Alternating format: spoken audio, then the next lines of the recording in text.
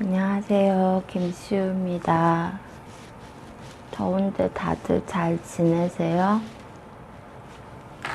저는 새벽 3시, 4시 그 정도에 일어나고 낮에 1시부터 잘 준비를 해서 침대에 누워가지고 한 4시, 5시, 오후 4시, 5시 정도에 잠이 들어요. 더 늦게 잘 때도 있고 한데 대부분 그냥 새벽 1시 넘어서 깨가지고 그렇게 며칠 지냈더니 조금 살 것 같은 거예요. 너무 낮에 생활을 안 하다 보니까 빨래를 할 시간이 없어가지고 그래가지고 그랬어요. 그리고 오늘은 원래 상담 소장님 오시는 날인데 또 변덕이 생겨서 하기가 싫은 거예요. 그냥 또 내 얘기를 해야 되잖아요. 그게 너무 갑자기 피곤하고 이렇게 잠도 계속 못 자고 막 이러는데 예민하고 이러는데 누가 집에 찾아오면 막 오기 바로 전에 방 청소를 또 해야 돼요. 그러니까 그런 게 너무 귀찮고 그래서 오늘 상담을 안 했어요. 오늘은 그래서 제가 얘기하고 싶은 거는 우울증 환자들이 대부분 마음이 약하거나 좀 거절을 잘 못하는 사람들이 좀 이렇게 쌓아두다 보니까 많이 걸릴 수도 있는 것 같아요. 그래서 건강하게 거절을 하는 방법을 알아야 되는데 그게 어느 방송에서 보니까 자기가 거절을 당할 때 상처를 받는 사람은 남에게 거절을 더 잘 못한대요. 그래서 그렇게 되면 그게 쌓이고 상처로 남고 해서 대인관계가 힘들어지고 그러다 보면 우울증도 오고 대인기피증도 오고 이렇게 되는 것 같아요. 저도 사실 며칠 전에 이제 저번에 여기 공장 근처에 공장에 다니는 격리로 있는 언니가 한 명 있는데 사실 잘 알지 못해요. 그냥 산책 오다 가다 이제 알게 되는데 그 언니가 이제 저 강아지 물렸을 때 그때 부를 사람이 없어서 그 언니를 잠시 불렀었거든요.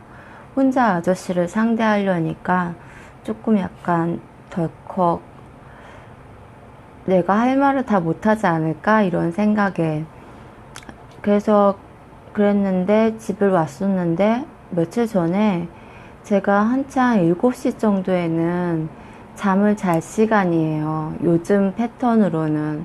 근데 자는데 갑자기 애들이 막 짖어서 나와보니까 말도 없이 그 언니가 온 거예요.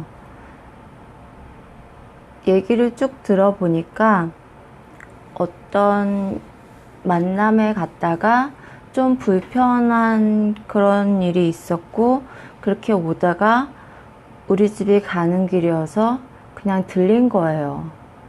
근데 저는 이런 걸 참 싫어해요.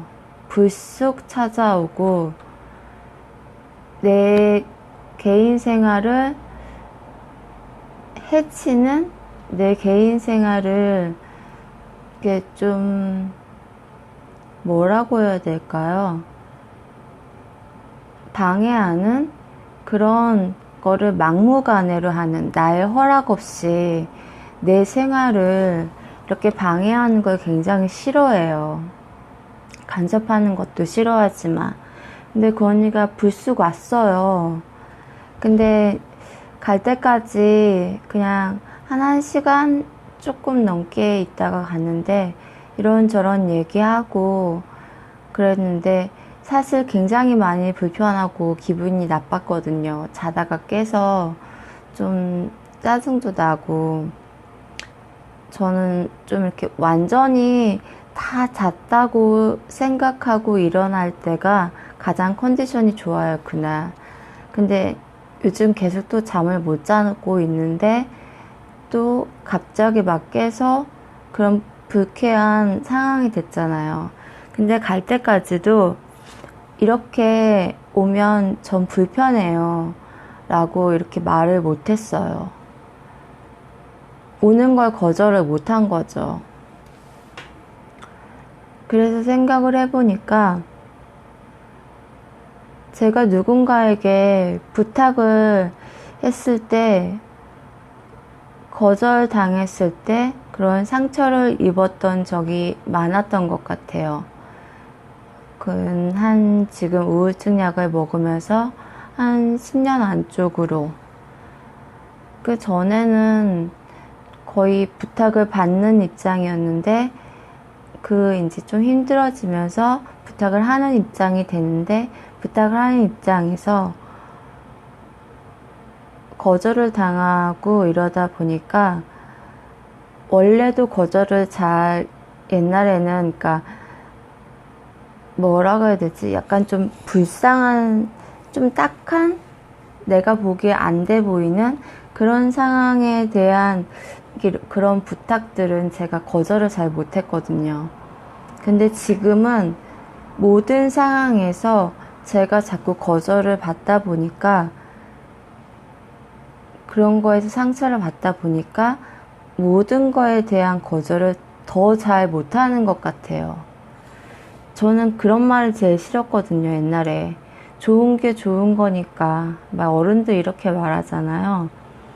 좋은 게 좋은 거니까, 뭐 조금 기분 나빠도 그냥 넘어가야 된다, 이런 말 옛날에 굉장히 싫어했었어요. 지금도 마찬가지로 싫어하지만, 옛날에는 그런 것 때문에 굉장히 이기주의적이라는 소리도 굉장히 많이 들었거든요. 근데 지금도 약간 이기주의적인 면이 약간 있긴 있죠. 그거는 근데 저를 보호하기 위해서, 내가 상처받지 않기 위해서, 아니면 또 내가 세상에 살아가야 할 마음이 이 정도는 돼야 되니까, 뭐, 그러기 위해서 조금 이기적인 마음과 행동이 있기는 하지만 옛날에는 더 많이 심했었거든요. 지금은 애들 키우면서 정말 많이 사람 된 거예요. 그런데 그 거절을 하는 그런 게 조금 우울증 환자들에게는 조금 연습이 필요할 것 같아요. 거절을 하고 거절을 받는 거에 대한 어떤 자기 개개인만의 노하우가 필요할 것 같아요. 전 오늘 상담 선생님한테 상담을 거절했잖아요. 변명을 댔죠. 잠을 못 자서 이번 주는 못할 것 같다. 이렇게 거절을 한 거죠. 하지만 그 거절을 제가 한 것도 전화로는 하지 못하고 문자로 한 거예요. 용기 있는 거절이 아니었던 거죠. 전화로 얘기를 하면 더 좋았을 텐데 문자로 약간 소극적인. 우리나라 사회가 대체적으로 거절을 잘 못하게 만드는 좀 그런 시스템 같은 게 있잖아. 보이지 않는 시스템. 예를 들면 막 더워서 창문을 열고 싶은데 옆에 사람이 있고 내가 있고 더워서 창문을 열고 싶은데 아유, 더워, 혼자. 아유, 더워. 아유, 덥다. 이렇게 창문을 열어주기를 바라잖아요. 그런 소극적인 그런 사회. 우리 사회가 그렇기 때문에 거절도 굉장히 소극적으로 하고 거절을 받는 마음도 굉장히 소극적이어서 상처도 자주 받고 이러는 것 같아요. 그래서 우리 우울증을 겪고 있는 사람들은 좀 더 단단한 그런 거절을 키우려면, 단단한 거절의 근육을 키우려면 많이 거절을 당해보고 거절을 하는 연습이 좀 필요할 것 같아요. 지금 당장 필요하진 않아도 앞으로 우리가 하루 이틀